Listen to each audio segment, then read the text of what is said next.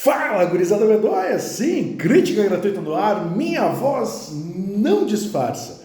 Estou gripado, mais uma vez, é uma loucura.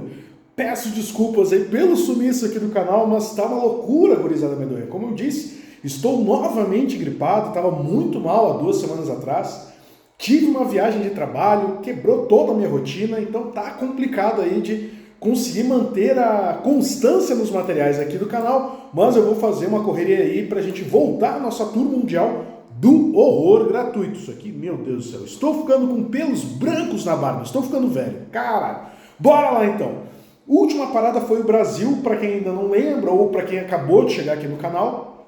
Eu comecei, salvo engano, tem 1 ano e meio, 2 anos, a nossa tour mundial pelo cinema de horror e terror, seja ele extremo, suspense ou filmes não tão conhecidos. Fomos ali o Chile, México, Estados Unidos, Canadá, fomos para a Europa, fomos para a África, fomos para a Oceania, chegamos, pegamos um avião de volta para o Brasil, América do Sul, e aí resolvi prestigiar nossos hermanos, sim, e não são os argentinos, mas sim os uruguaios, cara.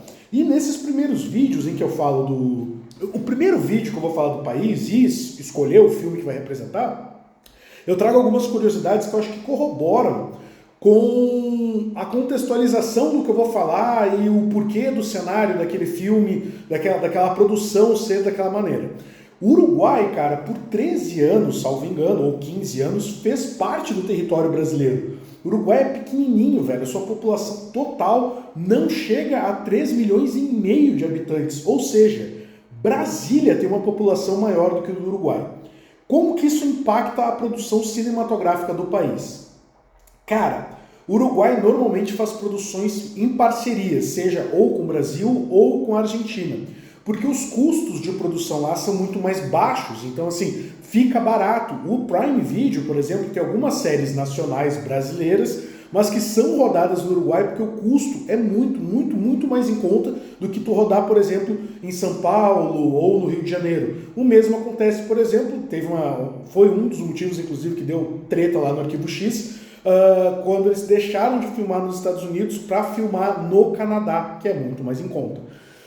Mas mesmo assim, mesmo com esse cenário não muito frutífero, digamos assim, para várias produções, o Uruguai tem suas produções locais de filmes de drama, filmes de comédia e filmes de terror. Até ali 2010, mais ou menos, eram filmes bem genéricosões, assim, não tinha ainda muito uma pegada mais própria. Eram filmes que emulavam o que tu via no cinema de terror norte-americano, canadense, europeu, coisa e tal. Mas dá para dizer que, principalmente depois de 2015, o Uruguai começou a ter umas produções mais seguidas, mais filmes sendo rodados no Uruguai com ideias uruguaias, e alguns, inclusive, chamando a atenção de produtoras de fora, que começaram a bancar, como é o caso, por exemplo, de Vírus 36, que é uma produção da Shudder. Shudder é a mesma, como se fosse um serviço de streaming, com diversas produções ao redor do mundo, e eles pegaram uma ideia no Uruguai que, desavisadamente, quem for ver, quem for pegar essa sinopse que eu vou fazer aqui, vai achar que é uma imitação de The Sadness, aquele filme que chocou o mundo, Filme, salvo engano, eu sempre me confundo se é taiwanês ou tailandês, mas acho que é taiwanês. Em que um vírus se espalha, as pessoas ficam do mal, zumbizonas e querem sair matando todo mundo, é terrível e tal. O Vírus 36 é basicamente a mesma coisa, só que aqui a gente, ao invés de acompanhar um casal que está separado e vai tentar se juntar no final do filme, eles começaram o dia e se separam, cada um para o seu emprego, para a sua rotina, e tentam se reencontrar no meio desse caos. No Vírus 36 é uma mãe e filha que estão dentro de uma escola, e aí a grande sacada é tu acompanhar esse terror que as coisas simplesmente começaram a acontecer, o vírus simplesmente ele estourou, as coisas estão acontecendo lá de fora, e mãe e filha não estão sabendo direito o que está acontecendo, e a mãe que deixou a filha, na quadra de basquete, foi fazer alguma outra coisa, preparar a janta, coisa e tal, começa a acompanhar pelas câmeras que a filha tá fugindo e tal. Então, assim, é um filme que ele tem esse zumbi correria maluco, estilo The Sadness, com um nível de violência absurdamente mais baixo, muito, assim, é infinitamente mais baixo. The Sadness é grotesco, né? Assim, eu acho que até foi disruptivo para algumas pessoas que não estavam acostumadas com um nível de gore que o The Sadness trabalhou. Mas o Vírus 36 tem essa sacada, assim, tu tem esse elemento mãe e filha, posso ou não posso confiar em tua pessoa, quem se infecta, o que é esse vírus e coisa e tal. É um filme legal, só que ele é muito difícil de achar, cara. Assim, eu vi ele online, horrível. Se eu conseguir, eu vou divulgar lá no Instagram do Horror Gratuito. Aí quem quiser e tiver curiosidade, entre em contato lá comigo que eu disponibilizo para vocês.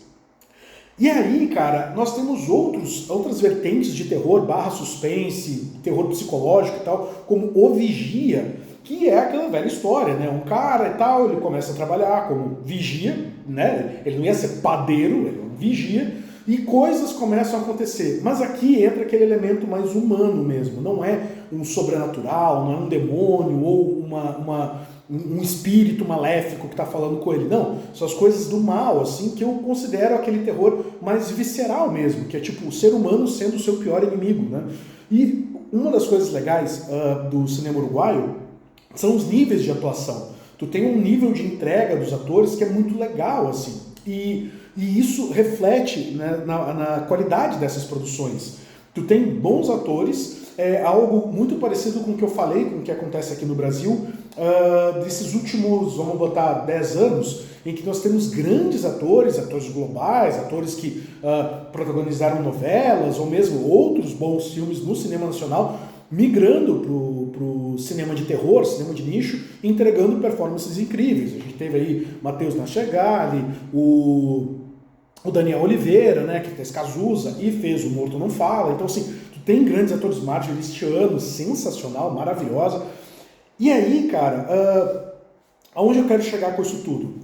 Nós temos um princípio básico aqui no Horror Gratuito de tentar trazer um filme que não seja tão conhecido ou que não seja tão falado, ou coisa e tal, mas que seja viável para as pessoas encontrarem, nem que seja no torrent. E aí eu já expliquei como é que funciona o torrent. Se tu não sabe, me procura no Horror Gratuito lá no Instagram, que eu te ensino, eu dou um jeito lá.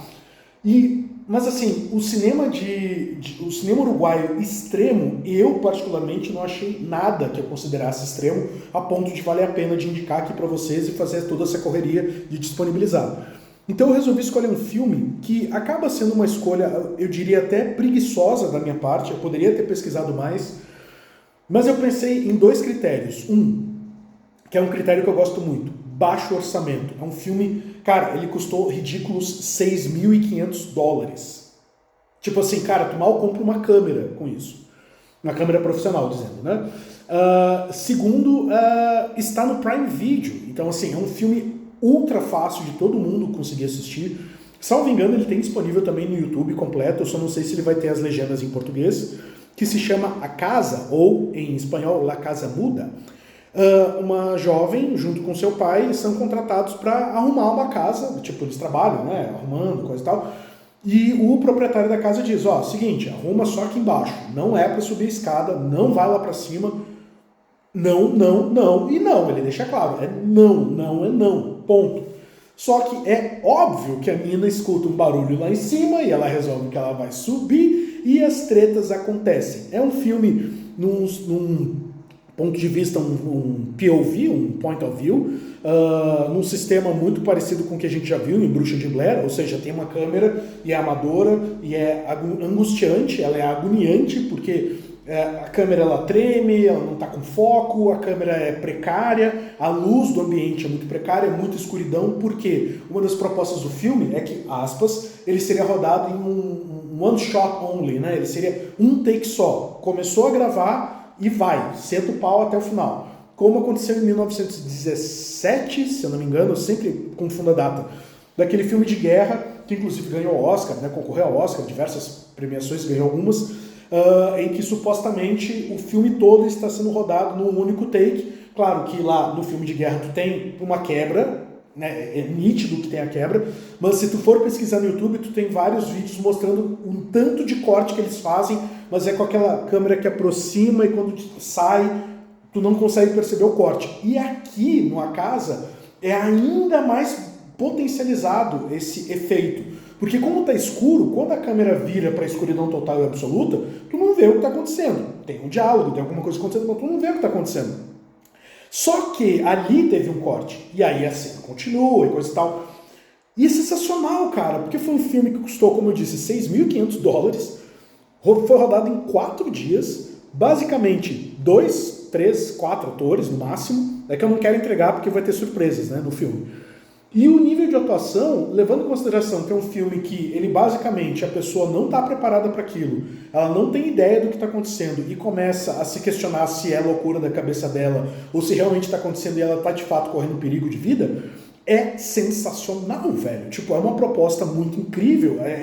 Assim, para mim, é o mais próximo que outro filme conseguiu emular de A Bruxa de Blair, por exemplo. Que quem acompanha aqui o canal sabe que eu adoro, assim, tipo, tanto o da década de 90, 1999, quanto a nova versão. Eu gostei das engenhosidades que colocaram porque agregou valor ao filme. Então a casa tem poucas pessoas, poucos elementos, uma coisa que talvez conte contra, e aí vai ser um dos pontos que eu vou destrinchar melhor no próximo vídeo com as razões para não assistir, é a trilha sonora. Eu queria que fosse uma coisa mais seca. Eu acho que a trilha sonora ela acaba te preparando para coisas que eu acho que o susto ou o incômodo seria muito maior se tu não tivesse esse preparo, mas tudo bem, não me tirou do filme. E gosto do final, porque é um final do tipo meio... Caralho, é sério que era isso mesmo que estava acontecendo? E é um filme fácil de assistir, ele é curto, salvo engano são 120 minutos, 125 minutos, não é muita coisa e é gostoso de assistir. A personagem, eu não vou dizer que ela é cativante, mas ela é uma personagem empática porque ela não é muito distante da nossa realidade. É viável de tu conhecer alguém como ela ou uma vizinha, uma prima distante que trabalha com o que ela trabalha, então tu consegue se colocar no lugar dela e as dúvidas que ela levanta e a maneira como ela conduz a história. É um filme legal, sim, recomendo demais. Para mim é um filme nota 8, 8,5 até eu diria, só que é um filme que ele demanda duas coisas. 1, assista no escuro. 2, se possível com fones de ouvido. Não é porque ele vai ter um barulho ensurdecedor e coisa e tal, mas é porque são algumas nuances que o filme tem e como a produção é precária, que depende realmente do microfone da câmera e inclusive câmera de celular que o cara usou para gravar. Então assim, algumas vezes é um pequeno detalhe que está acontecendo lá no fundo que vai fazer toda a diferença para tu entender o que está acontecendo. Então recomendo bastante esse filme sim. Próxima semana venho aí com um vídeo para razões para não assisti-lo e vai ser um vídeo curtinho porque realmente gosto demais desse filme. Acho que é um filme que ele meio que deu uma remexida ali no cenário de cinema, não só de terror, no cinema como um todo dentro do Uruguai, abriu portas mundo afora, porque foi uma ideia geniosa, por que não?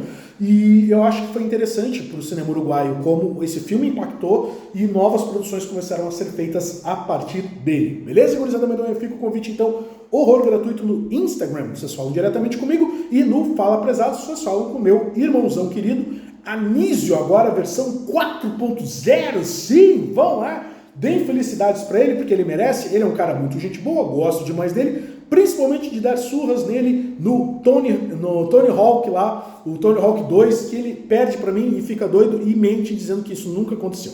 Beleza, gurizada medonha? É isso, muito obrigado, beijo, abraço, tchau e fui, valeu!